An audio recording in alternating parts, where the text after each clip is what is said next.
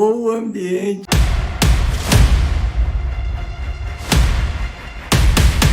Não, é make off.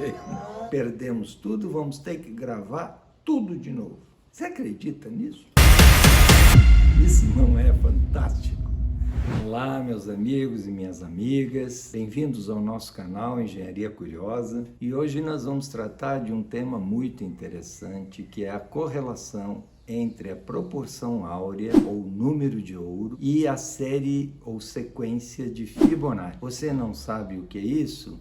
Mas isso faz parte do seu dia a dia e nós vamos mostrar. Mas não se esqueça de inscrever no nosso canal, acionar o sininho para receber nossas postagens, fazer seus comentários e dar o seu like. Isso é muito importante para nós. Bem, pessoal, primeiro vamos falar do número de ouro, ou a chamada proporção divina, ou retângulo de ouro. Ele foi descoberto e popularizado na antiga Grécia, no século III a.C., por Euclides, um grande matemático ateniense, já juntamente com o arquiteto Fídias, que aproveitou esses conhecimentos e essas descobertas para estabelecer algumas medidas do Partenon, da construção do Partenon. Então, é onde se sabe teria começado oficialmente o uso regular dessa medida. Apesar de que você tem isso já nos antigos egípcios,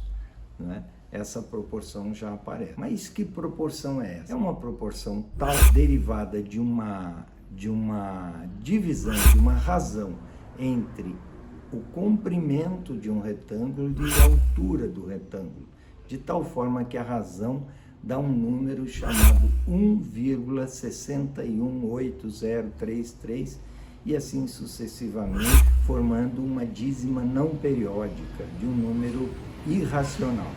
Pois bem, esse número ele é derivado de uma continha que é uma equação chamada A mais B sobre A é igual a A sobre B, que depois de resolvida a equação, dá um valor final de 1 mais raiz de 5 sobre 2.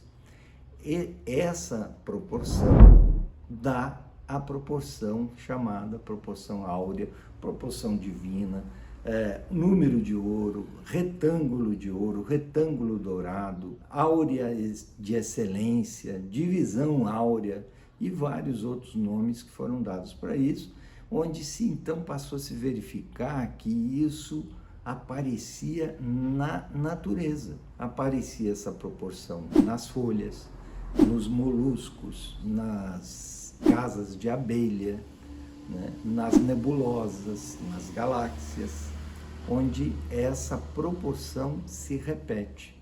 E se repete no corpo humano também. Se você dividir a distância total entre o ombro e a ponta dos dedos e dividir pelo cotovelo, a distância do cotovelo até a ponta dos dedos, vai dar 1,61. E assim várias medidas que foram verificadas por Leonardo da Vinci quando construiu o chamado homem vitruviano, onde ele desenha ali todas as proporções humanas baseadas na proporção áurea. Mas então o que tem a ver a proporção áurea com a lei de Fibonacci ou a sequência de Fibonacci? Tem a ver tudo, porque Fibonacci descobriu em 1202, ele descobriu que, fazendo uma análise da reprodução dos coelhos, era possível estabelecer uma sequência que depois se tornou uma lei, que é a soma do número posterior com o número anterior dá o próximo número.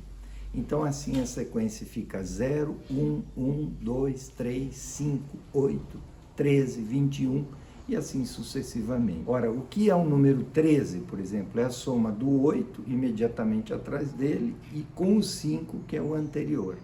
O que é o 21? É o 13 mais o 8. O que acontece? Que você dividindo o número posterior com o anterior da série de Fibonacci, você vai obter, sabe o que? O número Φ, exatamente o número de ouro. Aliás, o número Φ, por que ele chama Φ? PHI, ou o símbolo Φ, ele é em homenagem a Fídias, justamente Fídias, que teria sido o escultor e o arquiteto do Partenon em Atenas, na Grécia. Então, Fibonacci, quando estabelece a sua sequência, praticamente ele estabeleceu uma sequência matemática para provar a existência da proporção áurea. Porque no limite, quando você divide o número posterior pelo anterior na série de Fibonacci, no limite ele vai se aproximando cada vez mais em aproximações sucessivas do número φ perfeito, da proporção divina. Então, chega ao ponto de que Kepler, que foi um grande astrônomo e matemático alemão, falou que existiam duas coisas importantes na matemática do mundo.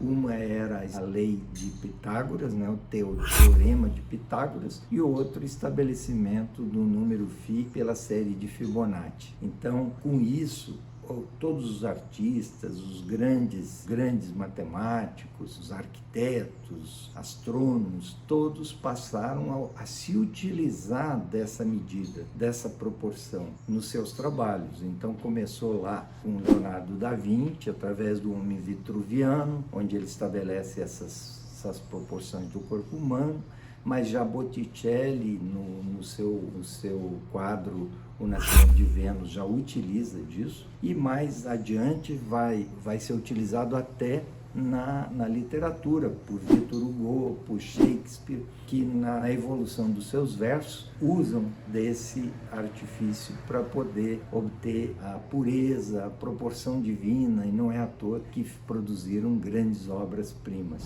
Então é interessante notar que muitos artistas também se utilizaram dessa proporção. Por exemplo, Beethoven, na sua Sinfonia número 5, utiliza isso no ritmo da música. E muitos outros artistas, e mais modernamente, você pode ver em coisas que nós usamos no nosso dia a dia. Por exemplo, a fotografia, ela foi baseada nessa proporção. Quando se fazia as fotografias impressas, elas têm essa proporção. A televisão, originalmente, os tubos de imagem tinham essa proporção. E quanto mais próximo dessa proporção, mais amigável fica o olho humano. De maneira que isso foi utilizado também nos celulares e em todos os aparatos de um modo geral, e na arquitetura. É muito utilizado na arquitetura. Quanto mais proporções próximas à proporção áurea, mais perfeito se induz que seja o trabalho. Então, ele passou a fazer parte do nosso dia a dia, mais do que você imaginava.